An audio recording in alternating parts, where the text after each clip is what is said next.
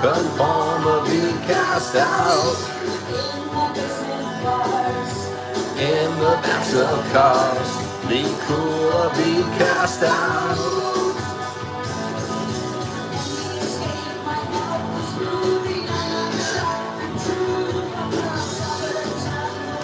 What's up, Electric Rider? What's up, Eddie? How you doing, LA Courier? Randall, what's up, buddy? Mysterio, James, let's fucking go.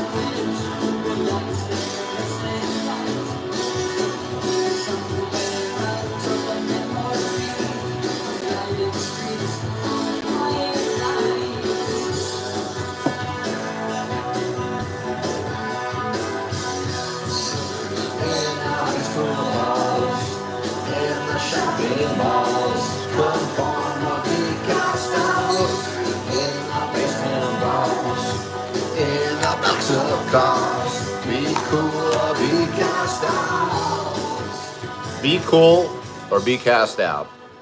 One of the topics tonight has got to have to be why is the demographic for stand-up scooters 25 to 50-year-old nerds? No offense, as the king of the fucking nerds here, why is that? My demographic is like exactly 25 to 50. I don't see hardly any women on big stand-up scooters out there. You see women on electric bikes, on electric unicycles, but that's just going to be one of the topics we're going to talk about tonight. Why is the stand-up electric scooter market filled with millennial and Gen X nerds? What is happening for the pioneers of human transportation? I'm Yogi Steve, and you're watching ESA, the Electric Scooter Academy, Voromotors Podcast number 47, sponsored by Voromotors, our 47th one, every Wednesday, every Sunday. And before I forget, I'll talk about this later. The next podcast is going to be fucking cool. The background's going to be cool as shit. Because my girlfriend and I are going away. We're going to Joshua Tree to celebrate her birthday. And we're staying in some amazing, like, glamping situation. You know what that is? Glamorous camping. So, but I'm not going to be home for the next podcast. I'm going to be away, but I'm still going to do it. Because I want to always let you know at the beginning, I get paid for the Wednesday and Sunday podcasts. And it really helps me out a lot. So thank you to Melvin, the owner of Voromotors. Thank you to the company for sticking with me. And, just letting you know it's sponsored. So the information here it's not biased at all, except a little bit. I'm trying to sell VORO products, but I drive everything. Everything that I have an affiliate link for, I drive regularly. So very few YouTubers can say this. I feel very lucky to be in the situation that I'm in. So sponsored Voromotors Podcast number 47. I have a good list of things to talk about. Very quickly, saying hello to all the people that are here first. Let's set a super chat goal. Let's make $50.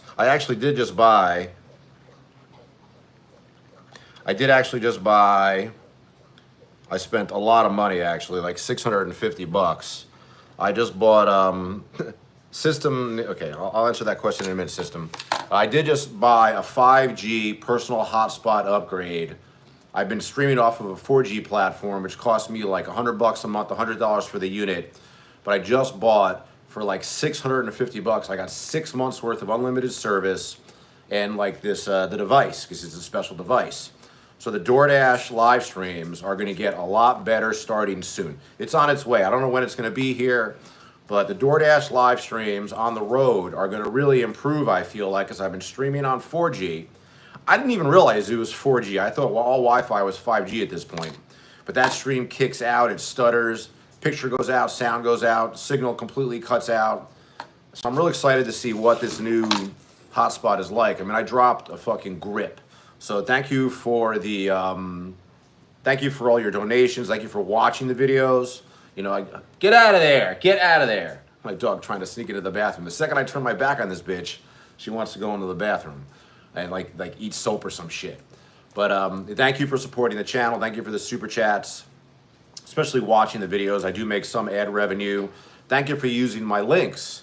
Use my bonus codes and my links if you're buying any one of the following scooters. Emove Roadrunner V2, V3, ES, and Pro. You get $50 off that scooter. Any of the Emove Cruisers from the single motor to the dual motor, the all-wheel drive V2, which I'm currently driving a lot right now. And what else am I really, oh, InMotion RS. I don't think my bonus code actually works for the InMotion RS. It was ESA Midnight. I think it was $300 off as a big discount. But now they've lowered the price to $3,500. And this is, you know, they've been talking about prices going up across the board because of tariffs, which we're not going to fucking talk about. I don't really care. I don't like to talk about stuff that's so outside of my control or that I don't really have great knowledge about. So tariffs, yeah, they're happening. Prices of everything is going to go up. Prices of everything are expensive. Prices of the scooter world has been pretty stable. Some of the e-bike companies have already raised their prices in anticipation of these price raises. But I think that a lot of companies have stock that's still trying to sell. So I know that InMotion RS across the board at VORO, it's like $3,500. This is a $4,000 scooter guaranteed. I don't think my code works anymore, but if you can use my link, if you're buying one, use my link, and I really appreciate it. So basically, you guys paid for the Wi-Fi upgrade, and I'm really excited to just get out there on the road and fucking just have a better stream. The streams are really fun. It's kind of like having a partner out there. I love doing it. It's a lot of work. I mean, at the end of every time I do a shift and I stream for 2 or 3 hours, it's a little exhausting because the whole time I try to talk, try to keep everybody entertained, answer questions. But I feel like the streaming is just where it's at. Long form content is very tough, and I think that streaming, there's still a lot of potential for growth. I need to figure out how to stream on TikTok, Twitch, all these other platforms. But again, thanks for joining the channel. I go by Yogi Steve. You can call me that if you want. You can just call me Steve. I was a yoga teacher in Hollywood, California for 25 or more years. I ran a real successful class right up the street from where I live at Runyon Canyon Yoga for 20 years, I think. The only thing that stopped me was the pandemic.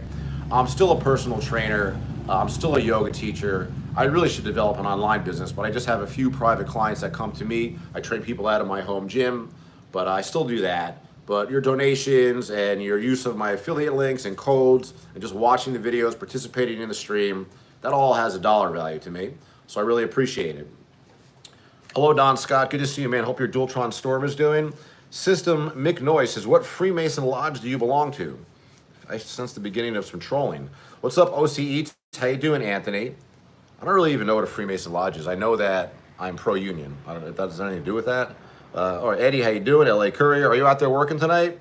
That's right, Electric Rider, 420, 24/7. Big Boys PEV, never misses a stream. I'm smoking a lot of cigarettes recently. You like that? You see that smoke come out of there from like 5 minutes ago?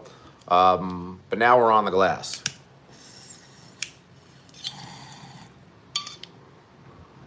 Just nicotine, friends. Just nicotine. Yeah, again, hello, Big Boys PEV. So excited to get out there with my new 5G setup. I got an email, a Gmail today. Why did I call it a Gmail? What am I, a boomer? I got an email via my Gmail that the device is on its way. So very soon, not this week, but next week.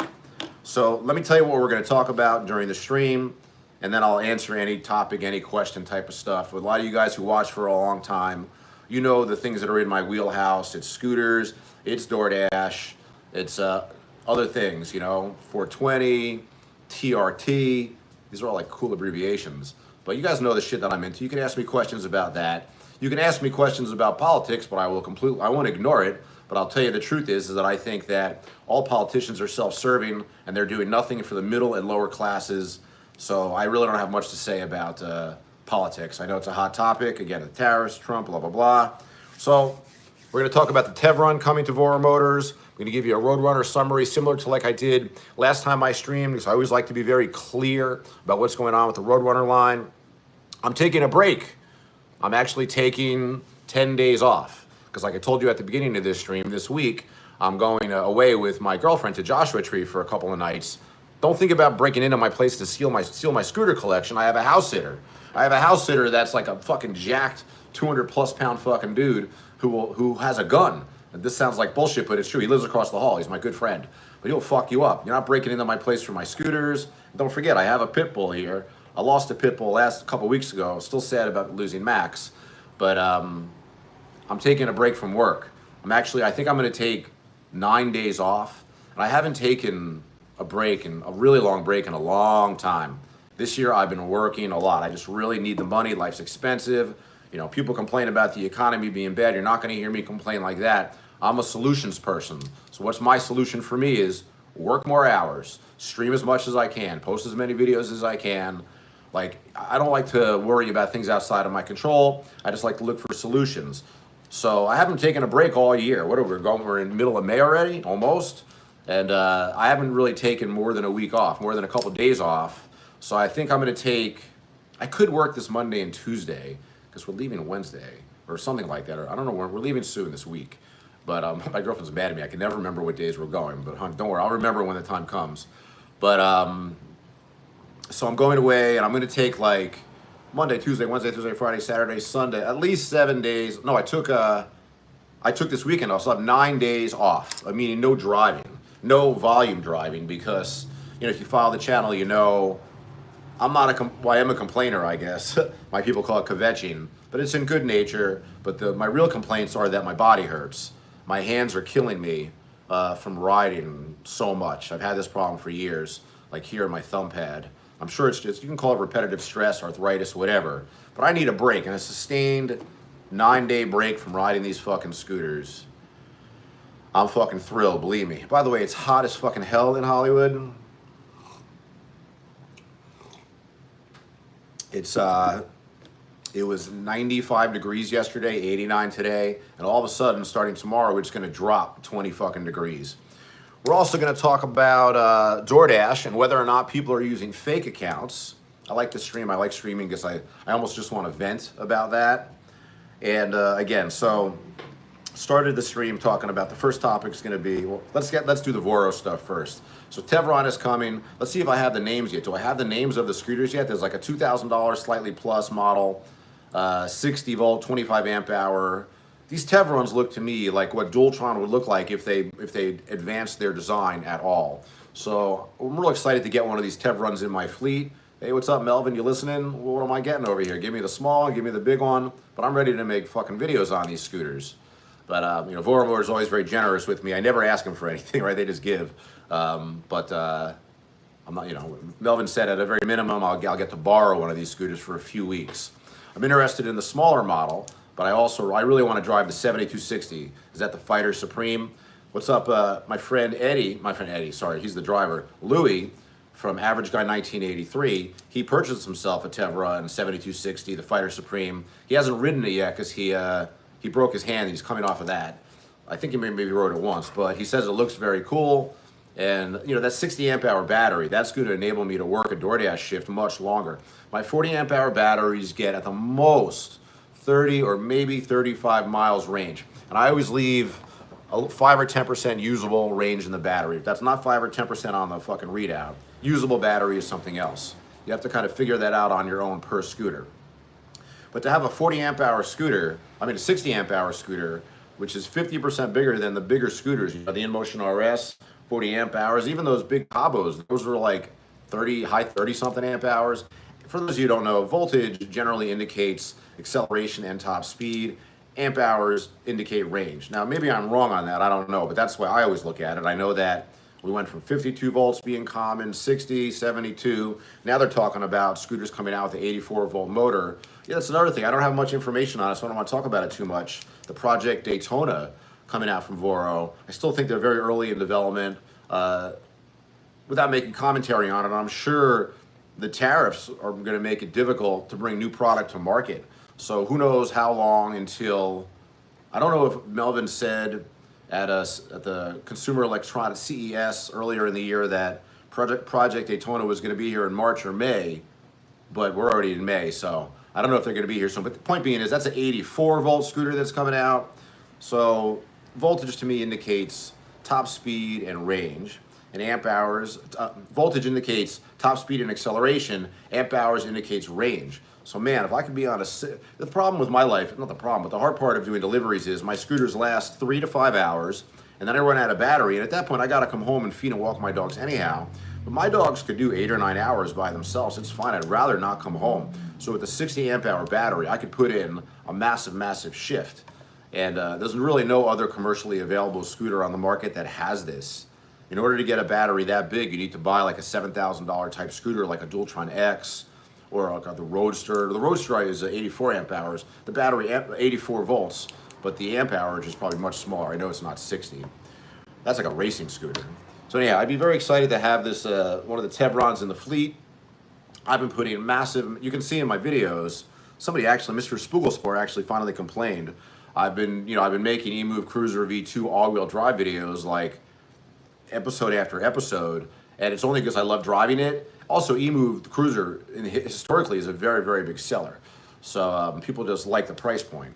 This scooter hasn't been selling as much; it's a higher price point, but I really want to continue to ride it, keep marketing it. I have almost 1,700 miles on my Cruiser V2 all-wheel drive. I think they should have made a new term called BWD.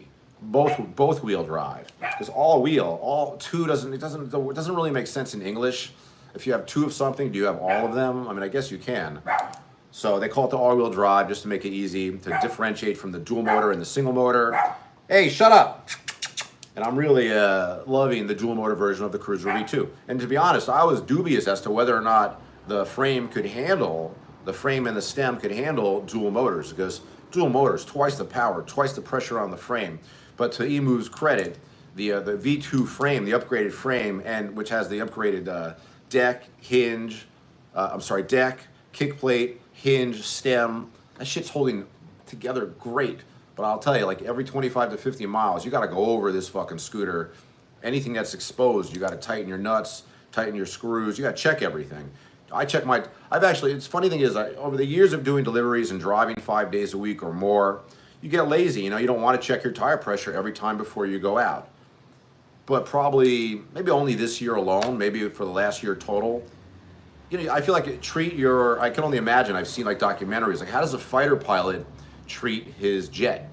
He has his crew and his staff that does all the maintenance and all the work on it, but before a fighter pilot gets in his plane, I've seen this like his videos on YouTube or whatever, documentary stuff, the pilot goes out there and checks physically for himself the jet as much as he can. So that got me thinking, like with these scooters, since like you're responsible for your own safety, and not that getting to flat is really the end of the world. It usually doesn't cause an accident, and it never has for me. But I check my tire pressure before every shift. So that means I'm checking my tire pressure every 30, 35 miles. I don't fuck around with that. I feel like I haven't had a flat, knock on IKEA wood, I haven't had a flat for so long.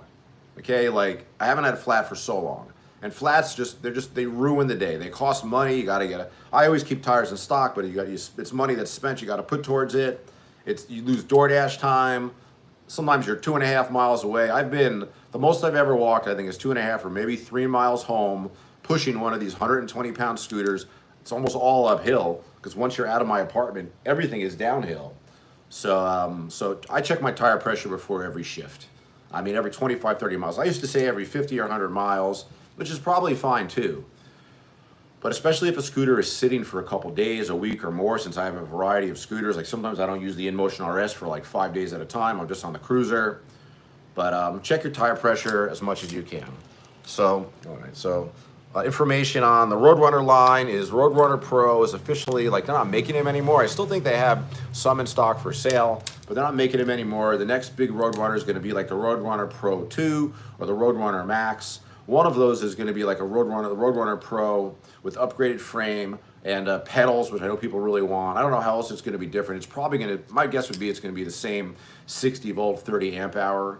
One thing is, Voromotors is always trying to keep prices down. And the biggest expense on a fucking scooter is going to be battery. Good thing is for the Pro, they're going to have an extender. So for like $1,000, you can double your range. That's what I have on my Pro. Thank you, Voromotors, for giving that to me. And man, having 30 miles range on the Pro, it's a lot, really 40 miles range is a lot better than 20.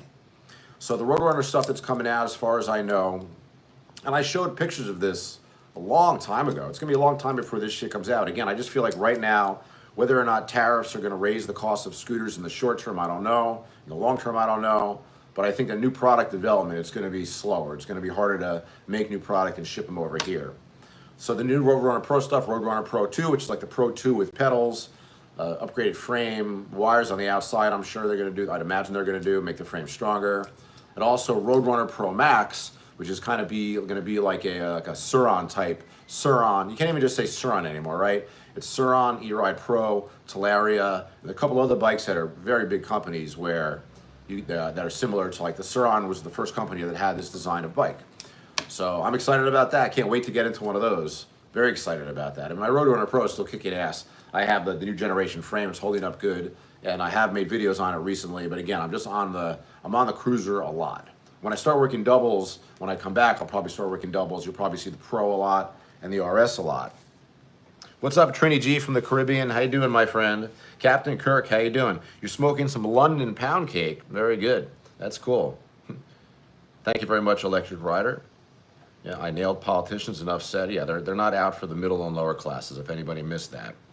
So, why is it that guys, like I resonate as being like a nerdy guy, whatever, like not super athletic growing up. I mean, I was into martial arts, but wasn't into sports. Was kind of a picked on little kid, you know, read comic books, whatever. Like for my generation, I was like a nerd. So I resonate with like nerds. And then when you're older, you become whatever you become.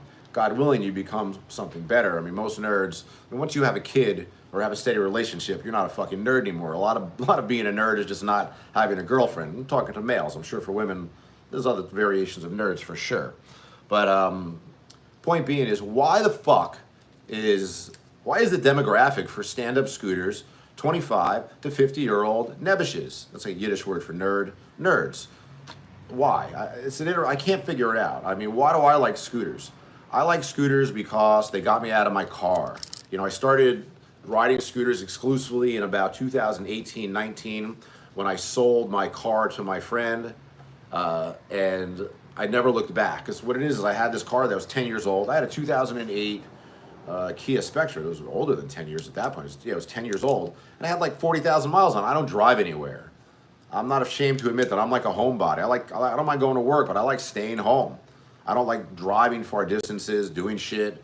So I sold my last car in like 2018, 19, started using scooters exclusively. So why do I like the scooters? I don't have to register them. I don't need a special license. I don't need insurance. I can park them in my apartment. I don't have to worry about a garage spot. I actually rent my garage spot to my neighbor for $100 a month. But if I do get into a car situation, I'll probably, take that away from him and lose the $100. The point being is, I don't own a car, so why do I like scooters? I don't even really know. Like, what appeals to me? The learning curve is very quick, and that's number one for sure. Is it because we're not as athletic? Is that the answer? Why do nerds like stand-up scooters? Is it because we can't ride an electric skateboard? No. We can't ride an electric bike? No, because electric bikes are just as easy to ride. They're even easier because almost all of us, no matter where you grew up, you rode a bike when you were a kid. I know nowadays kids do ride, for a long time, kick scooters. But those kids, generally, they don't seem to be turning into like, ooh, I really want a motorized scooter. So, I mean, it's kind of like the one-wheel community. One-wheel community is kind of a bunch of nebbishes too, right? I feel like when you look at the e-bike community, you're like, those are the cool kids, fuck them. But I don't know. I think that's just because it's a younger demographic. So I don't really know. Why do us nerds love the stand-up scooters? I really got to know. What's up, Das Giro? How you doing, the Carolinian Hamster VTuber? Good to see you. Marty McFly says it's better to fail in originality than to succeed in imitation. Marty McFly, I like that a lot. It's better to fail in originality than to succeed in imitation. I like that. Creationator, how you doing, my friend? It's good to see you, buddy. He says, I'm 47. I think we remember wishing we had them back then. I mean, when I was a kid, I would like these bikes. Imagine if they had these bikes in the 70s. Think about this. Like, we ran free as kids in the 70s, even the 80s. Like, I mean, I was a good kid, so it really didn't mean anything. Like, I didn't drink when I was young. I didn't smoke herb until I turned 24 years old. I dodged a bullet on that one. I think it's not good if you're smoking cigarettes or cigarettes at any age, but if you're smoking flower, like when you're 13, 14, 15, you know, I feel like I know a lot about, as a layman, personal trainer, layman, whatever you want to call it, like I feel like I know a lot about the body and male bodies. Like we're growing until we're 25. I don't know if our brain stops growing from like 20 to 25, but we're physically growing. You don't really have your man body until you're 25. And so I feel like smoking cannabis like hard at that age is not good. So I feel blessed. Like it's weird, I was raised in like the Reagan era administration, right? So that was all say no to drugs. And I didn't consciously think about that at all. I was just my friends, we didn't do drugs. We didn't drink. You know, we did when we were 16, we drank a couple times. We drank one fucking epic time when my buddy's parents went out of town. We had a party so big, like hundreds and hundreds of kids showed up and the cops came. Shout out to Barry Koplik, my friend from back east, who one of the few guys who's not on fucking Facebook. It sucks. He's a pharmacist now, just like his dad. But anyhow, why nerds? Why do we like these fucking stand-ups? Is it because we're not athletic enough to ride the other vehicles? No. I don't know what the fuck it is. And I will say, though, when I see you dorks out there on your commuter scooters, you know, everybody's a little bit classist. I'm like, you fucking dork, that's a toy. And then somebody with a motorcycle looks at a 65 mile per hour stand-up scooter and says, oh, that's a toy. Everything's relative, and, you know, one thing is if you're a grown-up nerd, you don't care what people think about you anyhow or what they say. So that's that. Your first drink was a Zima Creacionator? That's funny. What is that? The equivalent of, we had wine coolers. Like I remember when, you know, I had like a little hint of like drinking culture at a young age. Like I went to some parties. I remember it was just being so uncomfortable. I remember even going to college and, you know, everybody's drinking and I tried to drink. I just didn't like it. So I would say for like the first 2 weeks of college, I tried to fit in. And, you know, I didn't fit in fucking high school. I mean, I got very lucky. In high school, I had my own baseball card store, you know, and I was also into martial arts. So even though I was a dork, nobody fucked with me. And so college, the first couple of weeks, I definitely tried to fit in by going to parties. I kind of remember going with I'm very blessed. Like my good friend Dave, who lives out here to this day, and John, like I knew them from college. Dave from day one, John from I think a junior year. But I don't remember what year I actually met John because we did Taekwondo together. I don't know if I guess I met him at Taekwondo first or as a roommate. I don't remember. But point being is I lost my train of thought. We're deep in there already, half an hour in. Okay, so let me say hello to anybody who's new. Jeno Skia, how you doing? Don Scott says, I did the math what it costs to fully charge my 72 volt battery. 33 cents. Nice, in Tennessee. I felt it never cost more than, I just guesstimated that it costs about 50 cents to charge like a 60 or a 72 volt 30 amp hour battery. My electric bill is not that big. I often think that I think this is a 10 amp television. You know, you got a big screen TV, I think it's 10 amps. And I almost never turn my TV off. I use it for music. I use it for listening to rain sounds at sleep. But this TV is just on all fucking day. And my electric bill's not that bad. Marty McFly again, it is better to fail in originality than to succeed in imitation. No doubt, but I do also feel like everything is derivative. You know, I started my channel because I like Wilser's channel, and everything in life all art is somewhat derivative, right? Like how very few people have like this original thought or original, you know, artistic expression. Genoskia, number one, I really appreciate it. I'm glad you like the channel. Electric Rider says, I remember a party, the cops came and everyone said, oh, that's not my sleeping bag. I said, oh, that is my sleeping bag. I kept my sleeping bag. That's funny. Shadow Paw Silver Tongue says, I miss my scooter. What happened to it, buddy? What happened to it? All right, we're halfway in. Let's light the smoke machine. Oh, this is a good song right here. Let's light the smoke machine and listen to this. I think we're just going to do Rush. Like, we're talking about nerds. You guys know that Rush is like the nerd band, right? Light your smoke machines, guys.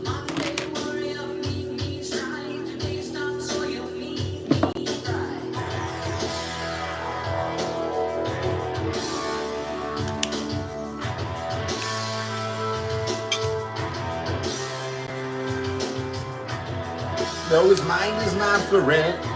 Being down is arrogant. Deserves the quiet defense. Planning out the day's events.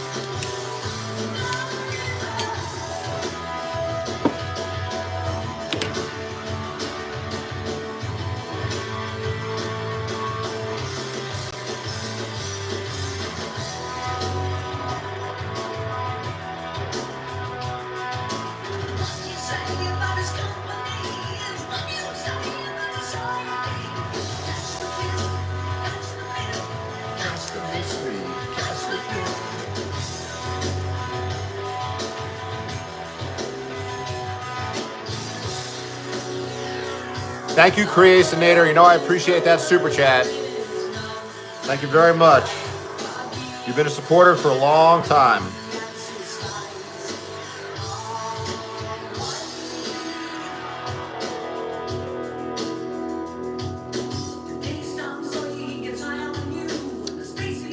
Oh, did you blow your control? Did you blow the controller on your Emove Cruiser, question mark?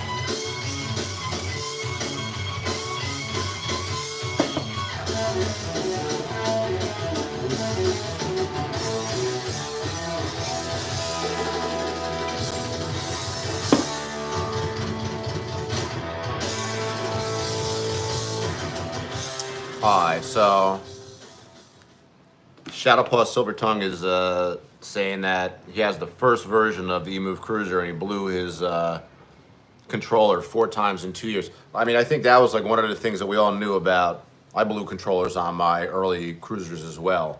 That for whatever reason, that was a problem. Now, my take on that is, one, people ride it too hard. Like when I blew the controller on my cruiser and on my like pre-cruisers, you guys know my story where 2019 I was basically cloning these, buying them like directly from the factory. I was thinking about selling them, decided not to, but none of them lasted more than 1,000 or 1,500. Maybe one made it to 2,000 miles. I mean, there was so many things in the first version of the cruiser that were problematic.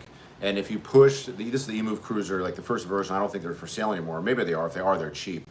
I should just look at the website, but you can do it yourself. You can use my bonus code and get $50 off too. But that first version of the cruiser, like the controllers, it was just a known problem. You know, you blew it 4 times in 2 years. At least you were able to fix it each time. It was, you know, it's like just a known problem with these scooters. And I knew I blew mine because I was going up a hill in the neighborhood. And with an electric scooter, if you have to push with your kick foot, you're gonna blow your fucking controller. Like I'm actually super sensitive now when I'm working on any of my scooters when it comes to hills. Dual motor scooters can beat pretty much almost any hill here. There's some hills like on the east side of town that make me a little bit worried, but I usually I get momentum to go up them. But you know, blown controllers on any scooter, it's like the #1 problem. Anytime somebody would have a problem with their scooter before I knew anything, I would always say, probably the controller, probably the controller. You could guess that, and 70% of the time you're probably right. Not just on the cruiser. And I just think that's because a single motor scooter, there's such a better chance of overheating or overworking your controller. Now, strangely enough, like the motors almost never have a problem. I don't think I've ever heard of anybody's motor on these Emove Cruisers going out. It's a crazy thing. So, but I feel like on the Emove Cruiser all-wheel drive, if I'm not wrong, it's dual controller, which makes a big difference. And again, dual motor scooters, they can handle the hills much better than single motor. I think a lot of people are blowing single motors scooters because they're too heavy, above 220. But you can ride a scooter like that above 220. You can ride it at 320, but it doesn't mean you can ride it repetitiously without fucking blowing the controller or something else. But I'll tell you, the Cruiser V2 all-wheel drive, I'm at 1,700 miles, and I'm very optimistic that there's no trouble with the controllers, the battery, the motors. I was worried about the stem because it's a new design, but man, it's holding up tight. It's really easy to adjust. And that first generation frame was god fucking awful with that like fence work hinge. Like that was just the worst. All those little screws in there would get loose. There's a long fastener in there that you'd have to replace. People didn't even know this. Like, I used to have like a whole jar of them somewhere, but I guess it's old at this point. Like this long fastener at the bottom of the Emove Cruiser first edition, the hinge. You need to replace that every 500 miles because once that is loose, the whole thing becomes loose. Actually, that's that first generation Cruiser is the only scooter that ever, like, the stem failed on me while I was out there. But I knew, it was so loose, and I was still like a novice in 2019, 2020. But I would ride around with like this crazy loose stem. I know better not to do that now. But all right, so where are we? I'm answering questions. That's right. Sorry. CTP Red Dog, how you doing? Is there any way to make the throttle response less jerky on the Cruiser V2? I don't think so, but I don't think that is a jerky response. I mean, it is. Here's the thing is, if you throttle it and you're not on it, it goes flying. But I find if you're standing on it, maybe you're very light. But I feel like the throttle on the Cruiser, at least I remember I'm on the all-wheel drive, so it might be different. But even the single or the dual motor version, I think the takeoff is pretty smooth. I don't know. I wouldn't know how to dial it back, actually. I don't think there's an app. There are P settings. You can go into the P settings, but God, I'd rather not go into my P settings. If things are going good, things are going good. We got a fish dude. How you doing? Critical says, need a haircut, sir. I know. I hate this shit on the side. I need to shave, but it is what it is. New York backyard legend. How you doing, buddy? What's going on in New York City? My mother's in New Jersey. I'm from Brooklyn. My girlfriend's from the Bronx. And I haven't been home in like 15 fucking years. So again, I'm going on this vacation. I'm super excited. My girlfriend it's her birthday. I'm not like a rich ass boyfriend, I can't afford to do some of this shit. So she's taking us, by the way, we're going glamping in Joshua Tree to this just amazing place. And again, don't think about robbing my scooters. Not only do I have a pit bull, but I have a house sitter that we're paying, and he's a tough guy. So, but I'm excited to have 9 days off of doing fucking deliveries. I mean, I need a break. My fucking hands need a fucking break. That is for fucking sure. Oh, the garage was cooking your scooter? Yeah, I believe that could happen, man. If you leave your vehicle in too hot of an environment, not good. Electric Rider says, turn the power down. You can set the P settings and set it from 100% and down. It's not very hard to do. He's talking about the Cruiser. Critical, you're fucking funny. Captain Kirk says, I remember these Rush songs. Hell yeah, man. Alrighty. So, I kind of wanted to wait for but there's 10 minutes left. I do want to talk, vent about the Doordash fake account thing. And anybody who wants to chime in now or after this is live, I mean, I have pretty clear thoughts on it. Who's this guy? Let me see if I can find this really quick. I think it's Your Driver Mike. Your Driver Mike, right? This guy? He's got a big channel. This fucking guy, he's prolific. How many videos does this guy have? You guys know this guy, right? Everybody knows this dude. If you do DoorDash, this is really a DoorDash guy, not a scooter guy. But he's been having some live streams where he's talking to this other guy who, I don't even know who the fuck the guy is. I guess he's a driver. Maybe it's not on his channel. Maybe it's on the other guy's channel. I don't think I know that guy's name. This thing about fake accounts and, immigrants taking jobs, stuff like that. I feel like when you make it's a powerful claim, you should have powerful evidence. So I'm watching these videos that Your Driver Mike is doing. It's with him or maybe it's with somebody else. I can't find, whatever, it's not important, but I don't need to know the names of these guys. What they're talking about is this guy goes onto the dark web and show the dark web, which, by the way, I don't think this guy knows the fucking Onion browser from an Apple browser. That wasn't a good analogy. Onion browser from a broccoli browser. But, the dark web, yeah, it's like, they don't even know what the fuck. He doesn't know what it is. I feel like if you're even calling it the dark web, so but anyhow, he says he's got 10 deliveries, and 7 out of the 10 deliveries, the picture of the driver didn't match the app, which I don't think is so uncommon because, I mean, look, if I had family in town, I would tell a family member, look, get a DoorDash account. I'll get you a phone. I want to have 2 accounts. I would fucking do it. And I wouldn't ask this of my friends, really. I would only ask it of family. So that's terrible. I don't know if they would do it for me. Point being is, we know that people use other people's accounts. Okay, that I feel like happens. DoorDash and Uber. Uber for a long time has been cracking down on this. DoorDash more recently so, where they ask you for picture verification. And you can't really fake that. You can't fake that. I've actually been moving my DoorDash from one phone to the other because I'm streaming here on Verizon, like my Verizon wireless phone, but this is all another topic. I should put it on my journal channel. Verizon, after 17 years of working with them, is fucking me because they sent me the wrong laptop. I sent it back. and I have the tracking number and the receipt and everything, and they're saying I didn't send it back. And I've gone through like hours and hours and hours of talking to them on the phone. They keep saying they're going to fix it. They're charging me month after month for an extra line for payments on this laptop. So fuck them. I'm dumping them and I'm going to T-Mobile. So, and I'm probably going to get all my internet off this 5G device. I don't even have 5G in my fucking house. All right, so the idea that drivers are using, first of all, they call them fake accounts, which I don't like, because they're not fake, they're somebody else's account. A fake account would require getting Uber or DoorDash or Grubhub or whatever to recognize a fake ID as real, and then attach that to an account, so a real bank, American bank, so you can make withdrawals. So I don't really know if there are actual fake accounts out there. I don't want to be naive. I know everything exists. I mean, if money is counterfeited, I'm sure DoorDash is counterfeited. Money might be, $100 bills might be more counterfeited than DoorDash accounts or Uber accounts. You know, I've heard this. I actually saw at a restaurant on the door the other day. It said we no longer take old style $100 bills because so many of them are counterfeit. I remember at one point watching like a Secret Service documentary, how like 10% of all old $100 bills, old meaning like pre whatever the new model is, are counterfeit. They call it a super bill. You couldn't even tell the fucking difference.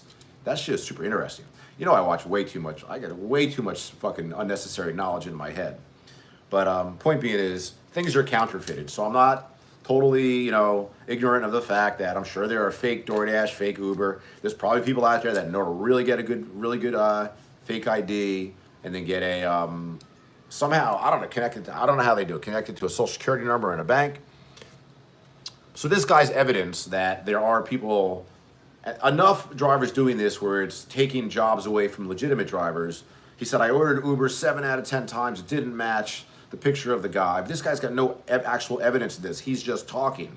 And he said, and like, he went through this whole thing about, you know, the driver's not speaking English. Like, to me, like the low-key racism when you say immigrants took our job, like, it just doesn't go over my head. Like, I can't help it. I feel like I have, like, my own sense of, like, right or wrong. And I feel like a lot of this is just racism against new people to the country, legal or not. Not even talking about what I think about that, but specifically in this situation. So his evidence on another episode of Live is, let's go on the dark web and I'll show you. And I'm like, ooh, wow, you're gonna show me where I can buy a fake Uber account? I'll do that just to make a video. I'll fucking buy one. I'm fucking kicked off of Uber anyhow. I'm fired, so I would take a fake Uber account. But so he goes on to the dark web. It's a 2-hour fucking stream. I had to scroll through the whole thing. I'm like, where is the screenshot of somebody selling fake driver accounts? So all this guy shows, and they spend a lot of time talking about it, and I guess it was Mike he was talking to is fucking like a sycophant, you know, just, yeah, really, right, like talking to Terrence fucking Howard. You guys follow that? I'm a big debunked Terrence Howard fan. I don't know why, because I feel like he's so convincing, it's amazing. But narcissist sociopath, right? What can you do?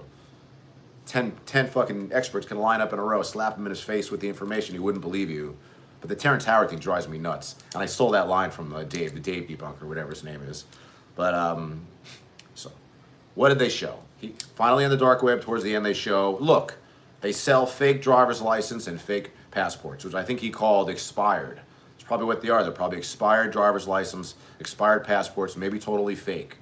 But is that proof that people are using that for DoorDash accounts and Uber accounts? It would be one piece of evidence, but nowhere near proof at all. He did not show a platform saying on the, you know, the dark web, on the Onion browser, what's it called actually? It's Tor, right? But I'm gonna sound stupid. The thing is, this is not evidence that there's so many people out there with fake accounts. Now, my thoughts on it are this. First, you've got like the old school drivers that remember what it was like during COVID, or, you know, once COVID hit, oh my God, like we made so much more money. And I still think we're still on the decline from COVID as far as driver pay goes. But I think that it used to be, I used to say like, you don't have to be smart at this job, you just have to be able to work hard. But as the market, as a driver got more difficult, you did have to be smart. You don't have to work the programs. And what does smart mean? I can tell you just for DoorDash right now, it's all I'm on is knowing that you have to take some $3 orders. You have to take some shitty orders to stay platinum, to stay at the level where you can work when you want, not have to fucking sign up the night before.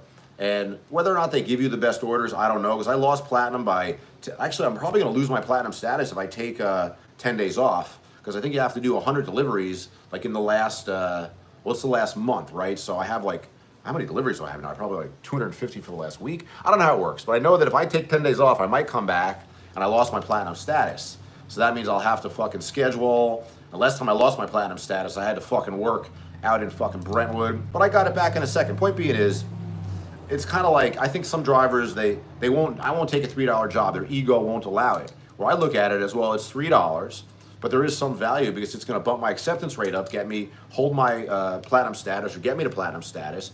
And also, if you're in California and New York, you're a fucking idiot if you can't figure out how to work this market. I mean, we get this guaranteed pay for active hours, which is not as great as it sounds. It's called Proposition 22. It happens to work out to, I think, about $21, $22 per hour. Doordash fucking messaging me.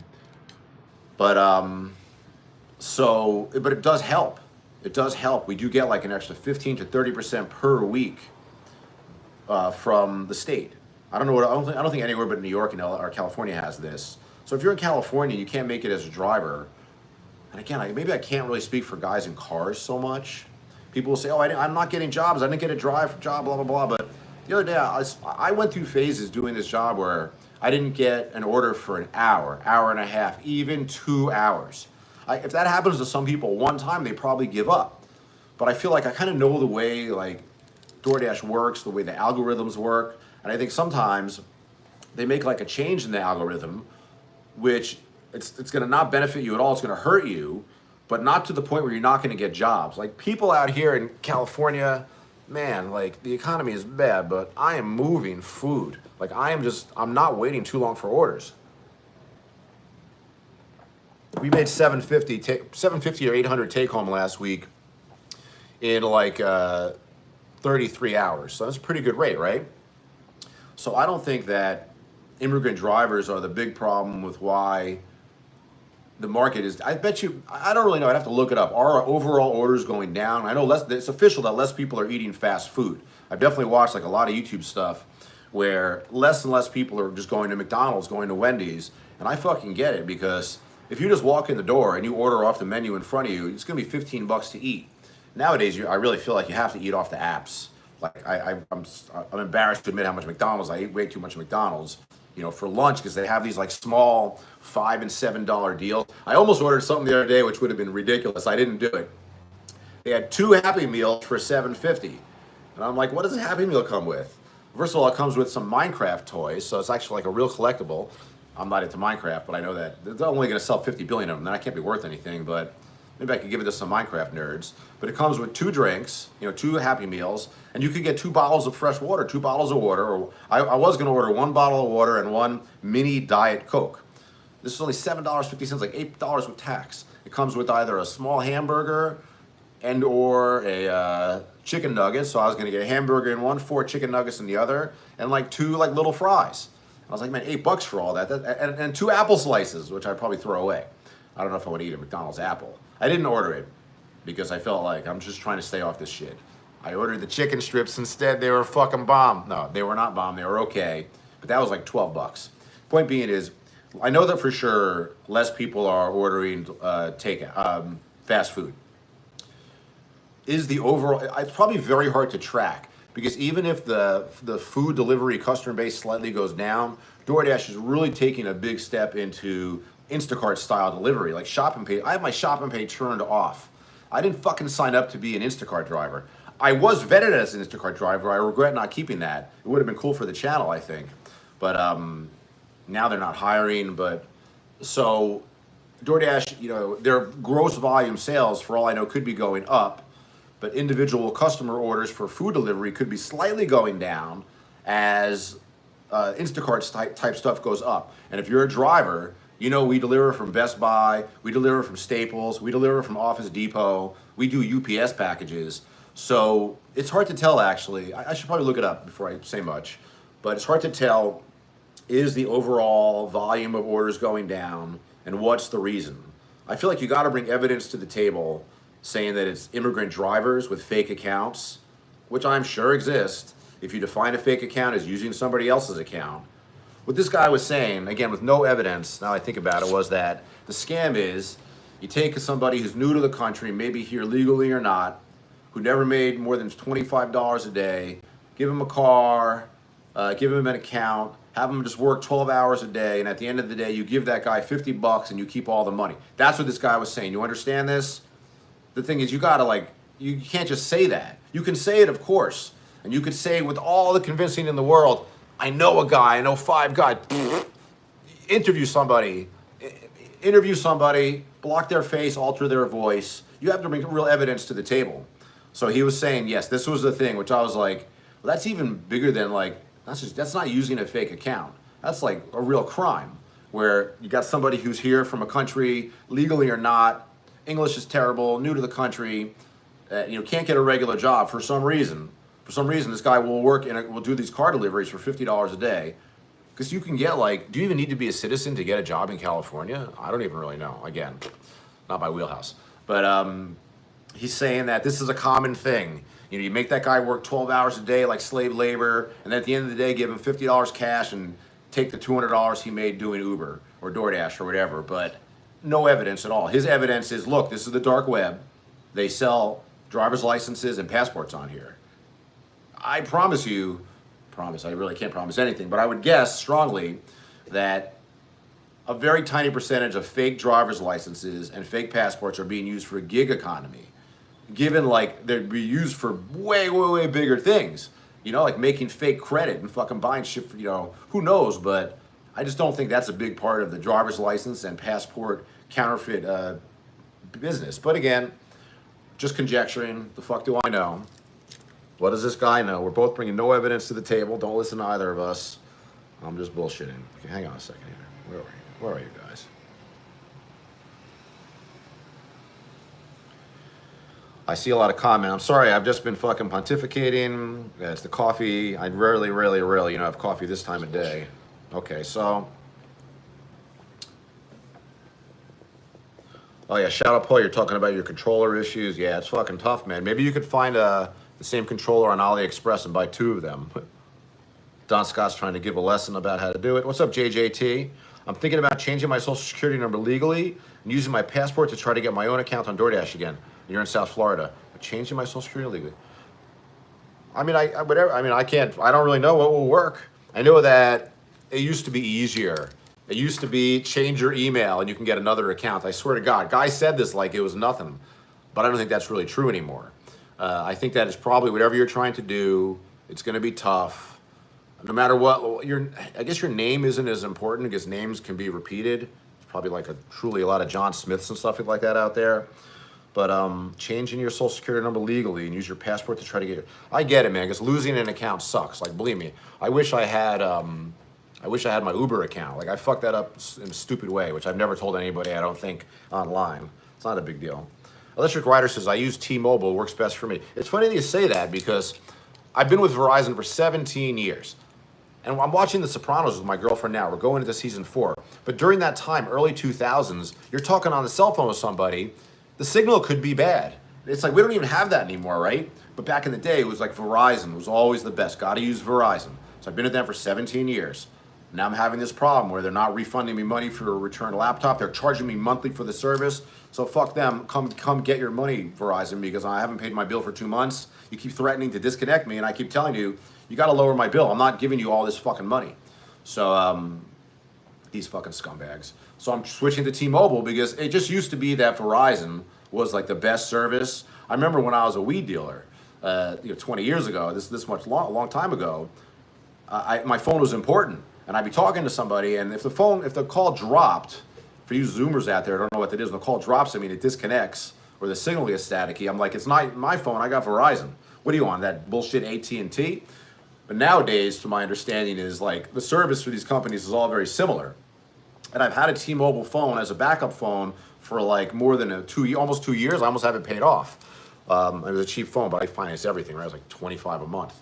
So, but I'm going to switch all my fucking service over to T-Mobile. I do get my internet through Verizon. I guess I do have 5G, actually, because I have the Verizon box. But the 5G box, I disconnected my cable a long time ago. Not a long time ago, last year. But this fucking 5G personal hotspot I'm getting, according to my friend who uses it, very successful guy, it's just as good as any other 5G connection. So fuck you, Verizon. You fucked yourselves. What do I spend about $2,500 a year times 17? So that's 34. Is my math right? Is that $41,000? 17 times 25, it's 34 plus half 17. $41,000, right? The last 17 years. Well, I spent a fortune with Verizon, but your fucking, your phone people fucking suck.